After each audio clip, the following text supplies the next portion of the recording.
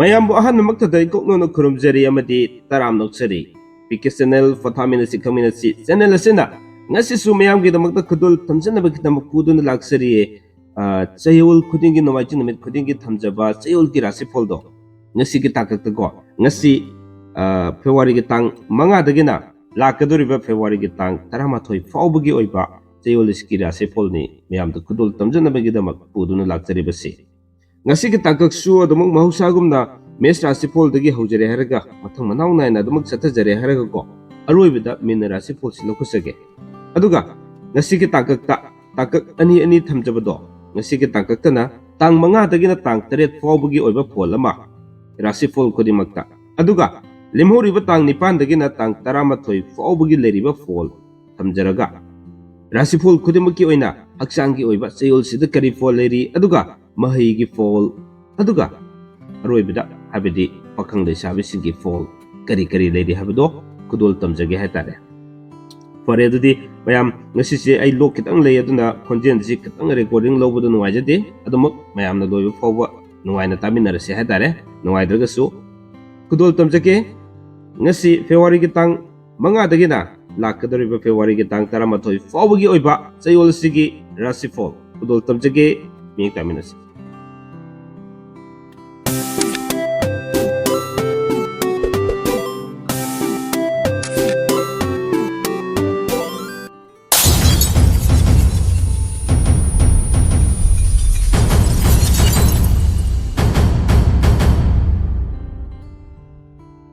저희이 아이기를 범나 다켄 마하데버고 다켄 마하데버고 아도 저기 하는 와이람들시 그리노 거기 파이톨랩 다 이거다 ပေါ비비럭된 히닥 자리세 그리 마름기노 하버도 아두간 히닥시 사진이 모망도 레람도 그리 모ong도 레람게 그럼 모ong도 레람게 도 그냥 탐비오네 아이나 히닥시 사진아이다 아이기 사다 소건 보와바 adagi mihunjong ba adagi tikpa na ba kung nungay taba adagi kuk sagot palengkat ba yang tawrame aro kasi hidak siya sabadagi pare sohon bawa atay di loy na pare ado sohon bawa ba jadi kara dilay sohon bawa ba siya kare marang ginen haige hat na yan hay hat na bagi mong si karam mong na haige ba ko bani hay okay ko bani ba ko aduda kya kuire khangakpade khangbadi madi pokpadagi dum yawrapone okay aduda aduna maram orga misagi sor honba waba daigiba problem yam du leibane ba ko adudagi hujikse koi photo live ta pau pibirakuna photo live ki product sing je sinarga sida numit kyani sinara matung de isagi nuwai ba se khangage ramokhede nuwai re kari nuwai ba leire habadung thabiyon ai thamu ti thamuk chabada dum khara dum nungai ba horeba ado hojiki tha ohum sure adum phajana nungai re nungai re haja nang chongdre ado si marak sida koi hana doctor da ya ganda handa amuk doctor da yeng khibule ra pro kamai toge test to bu yeng isi lauraga yeng bada doctor na khara dum phare phajana phare ado nahangai dum doctor da yengbada haptagi thagi lak chattaneba doctor manata ado handakti tha taruk leiraga la'o hai taruk leiraga hani hapta khuding yengamado ko hapta khuding di chatlam me check se la'ona de hapta chatlam dei di thakai de la'ona haire kai dang chatle dei thakai dei tha mu haire hari sing che ke ko taruk leiraga la'o hai bi maram je doctor na kari na habir ki ge doctor na pare yamna phagat aduga adu hai okay ngai heart ki keno si leiriba sagi nuai do sing do yam improve ore har pe wari thambirak bane ko kyam kui birage yengo bse na akon bagi yengo se kui jari ngarang yengo bane okay ngarang ne ba masi se tang tara ni ko tang tara okay tang tara di yengo ba janawari ge ko masi tang tara ma ne okay adudi si yam phobagi improve leibagi keno si pause habirak bane do wakhane kari phobige yam nungai ado mayam madudi Rashifal da muk puning sangna mai onsin menarase ahan basidi mes Rashifal paikha jage mes Rashifal gi han ta ka kiona tang manga dagi na tang taret paubugi manungda nungaiba pok tagani aduga mingona lekiba sel fangani fam hungdo hungjin khra tawgani wanomba sakri khra thangani aduga lemhori ba tang nipan dagina tang 13 fawgi manungda karbar da sel mangani wakal yamgani mathau chingani anouba marup fangani haksangi oinadi akaiba thoina leiroi aduga mahaigi oinadi sakri khra thangani pakhang lesabi singi oinadi muknagani anisubada bris Rashifal gi oina tang 3 dagina tang ngakpigani tang 5 dagina tang 3 fawgi manungda thabak yamna chinba laigani aduga thodoksu adum yamna thengnagani hatare sel makhong pangani mina sel thorogani wanoma sakri thangani lamda chatbedi thoina kairoi aduga tang 9 dagina tang 13 fawgi tangkaksida lamda chatkani sasangi karbar lottery yawba fam kanagani fam chu hongani aduga haksangi oinadi thoina kaide mahigi oinadi kaya pangde pakhangde sabisingi oinadi muknagani ahum subada Mithun Rashifal gi oina tang 5 dagina tang 8 fawgi manungda mina sel thawragani lamda chatpa kaide wanomba sakri thangani suba nomba ningba thungde aduga tang 9 dagina tang 13 fawgi manungda imung manung semgat sagatli lamdagi maruk mapangsing yamna thunglaba matam oigadori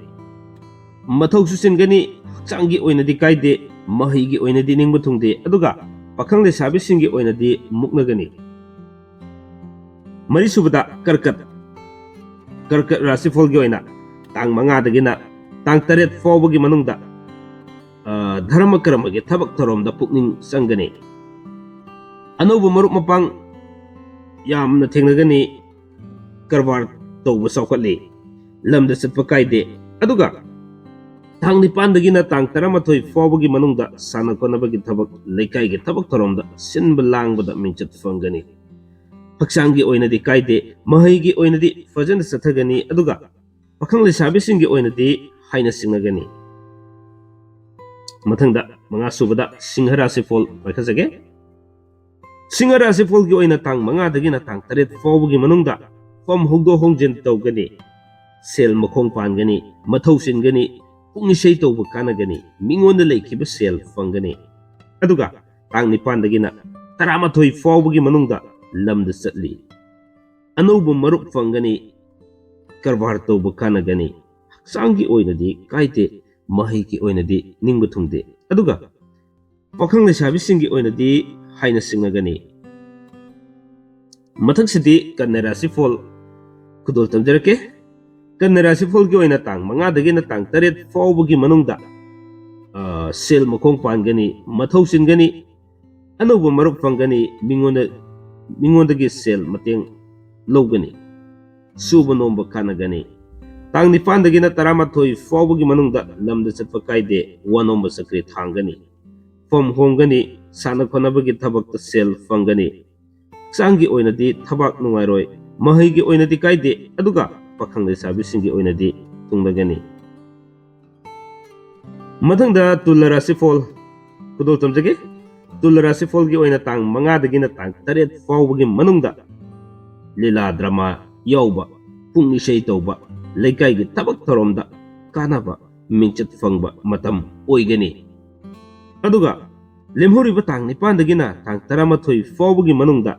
fam hongdo hongjin khara leigani wanomba su sakri thangadori chayengi karbarda sel kanaba watkani aduga haksangi oinadi thoina kaiba leite mahaigi oinadi adum phajana chathagani pakhang lesabisingi oinadi tungnagani mathangda Brisik Rashifal kusage Brisik Rashifal gi oina tang 5 dagina 8 fawgi manungda sel makhong pangani wakal mathayam sagani thabak tharomda charangnagani anouba paw khra tagani mathau susingani lamda chatpa kaide aduga tang 9 dagina 13 fawgi manungda suba nomba karbar tawba tika tawba kanagani pochai lepsingani imung manung santi oigani haksangi oinadi kaide mahaigi oinadi mayai oina tawgani aduga pakhang lesabisingi oinadi haina singnagani ꯃꯊꯪꯁꯤꯗꯤ ꯙꯅꯨ ꯔꯥꯁꯤꯐꯣꯜꯒꯤ ꯑꯣꯏꯅ ꯇꯥꯡ 5ꯗꯒꯤꯅ 8 ꯐꯥꯎꯕꯒꯤ ꯃꯅꯨꯡꯗ ꯐꯝ ꯍꯣꯡꯗꯣꯛ ꯍꯣꯡꯖꯤꯟ ꯇꯧꯒꯅꯤ ꯑꯗꯨꯒ ꯃꯔꯨꯞꯅ ꯌꯦꯛꯅꯕ ꯑꯣꯏꯒꯅꯤ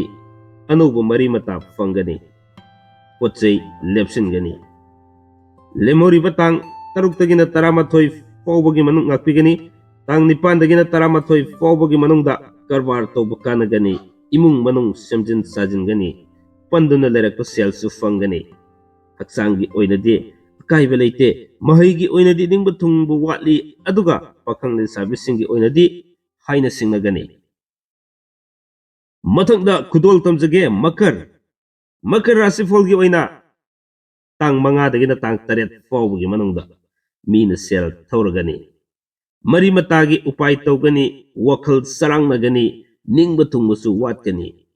ꯐꯝ ꯍꯣꯡꯒꯅꯤ ꯑꯗꯨꯒ ꯇꯥꯡ 9ꯗꯒꯤꯅ 11 ꯐꯥꯎꯕꯒꯤ ꯃꯅꯨꯡꯗ ꯁꯥ ꯌꯦꯟꯒꯤ ꯀꯔꯕꯥꯔꯗ ꯁꯦꯜ ꯃꯥꯡꯒꯅꯤ ꯂꯣꯇꯔꯤ ꯌꯥꯎꯕ ꯁꯦꯜ ꯃꯥꯡꯒꯅꯤ ꯋꯥꯅꯣꯝꯕ ꯆꯀ꯭ꯔꯤ ꯊꯥꯡꯒꯅꯤ ꯏꯁꯣꯔꯒꯤ ꯊꯕꯛ ꯊꯧꯔꯝꯗ ꯄꯨꯛꯅꯤꯡ ꯆꯪꯒꯅꯤ ꯍꯛꯆꯥꯡꯒꯤ ꯑꯣꯏꯅꯗꯤ ꯆꯕꯤꯠ ꯇꯧꯒꯅꯤ ꯃꯍꯩꯒꯤ ꯑꯣꯏꯅꯗꯤ ꯆꯀ꯭ꯔꯤ ꯊꯥꯡꯉꯤ ꯑꯗꯨꯒ ꯄꯥꯈꯪ ꯂꯩꯁꯥꯕꯤꯁꯤꯡꯒꯤ ꯑꯣꯏꯅꯗꯤ ꯃꯨꯛꯅꯒꯅꯤ ꯃꯊꯪꯗ ꯈꯨꯗꯣꯜ ꯇꯝꯖꯒꯦ ꯀꯨꯝꯚ ꯔꯥꯁꯤꯐꯣꯜꯒꯤ ꯑꯣꯏꯅ ꯇꯥꯡ 5ꯗꯒꯤꯅ 8 ꯐꯥꯎꯕꯒꯤ ꯃꯅꯨꯡꯗ ꯋꯥꯈꯜ ꯆꯔꯥꯡꯅꯒꯅꯤ ꯏꯃꯨꯡ ꯃꯅꯨꯡꯒꯤ ꯃꯤꯑꯣꯏꯁꯤꯡꯗ ꯄꯦꯟꯗꯕ ꯂꯩꯒꯅꯤ ꯃꯤꯒꯤ ꯑꯁꯣꯏꯕ ꯎꯒꯜꯂꯤ ꯁꯥꯎꯅꯤꯡꯕꯗꯒꯤ ꯇꯨꯝꯐꯝ ꯆꯥꯐꯝ ꯈꯪꯗꯕ ꯃꯇꯝ ꯑꯣꯏꯒꯅꯤ ꯀꯔꯕꯥꯔ ꯇꯧꯕꯁꯨ ꯀꯥꯟꯅꯕ ꯋꯥꯠꯀꯅꯤ ꯑꯗꯨꯒ ꯇꯥꯡ 9ꯗꯒꯤꯅ 11 ꯐꯥꯎꯕꯒꯤ ꯃꯅꯨꯡꯗ ꯐꯝ ꯍꯣꯡꯗꯣꯛ ꯍꯣꯡꯖꯤन ꯇꯧꯒꯅꯤ ꯁꯦꯜꯁꯨ ꯃꯥꯡꯒꯅꯤ ꯃꯔꯨꯞꯅ ꯌꯦꯛꯅꯕ ꯑꯣꯏꯒꯅꯤ ꯍꯛꯆꯥꯡꯒꯤ ꯑꯣꯏꯅꯗꯤ ꯀꯌꯥ ꯅꯨꯡꯉꯥꯏꯐꯝ ꯈꯪꯗꯕ ꯂꯩꯒꯅꯤ ꯑꯗꯨꯒ ꯃꯍꯩꯒꯤ ꯑꯣꯏꯅꯗꯤ ꯆꯀ꯭ꯔꯤ ꯈꯔ ꯊꯥꯡꯒꯅꯤ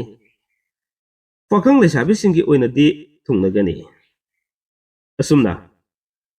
ꯏꯔꯣꯏ ꯍꯦꯛ ꯂꯣꯏꯕꯗ ꯃꯌꯥꯝ ꯃꯤꯅ ꯔꯥꯁꯤꯐꯣꯜ ꯈꯧꯔꯥꯡꯅ ꯉꯥꯏꯕꯤꯔꯤꯕꯗꯣ ꯈꯨꯗꯣꯜ ꯇꯝꯖꯒꯦ ꯃꯤꯅ ꯔꯥꯁꯤꯐꯣꯜꯒꯤ ꯑꯣꯏꯅ ꯇꯥꯡ 5ꯗꯒꯤꯅ 8 ꯐꯥꯎꯕꯒꯤ ꯃꯅꯨꯡꯗ ꯐꯝ ꯍꯣꯡꯗꯣꯛ ꯍꯣꯡꯖꯤन ꯇꯧꯒꯅꯤ ꯑꯅꯧꯕ